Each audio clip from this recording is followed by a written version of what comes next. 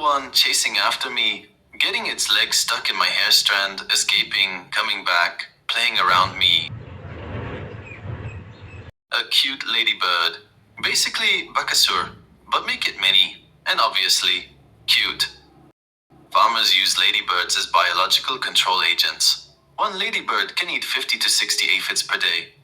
You can safely say they're into mukbangs.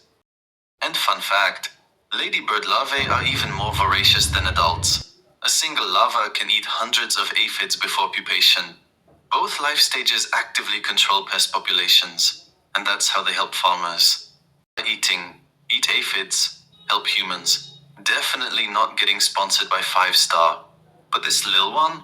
A star anyway.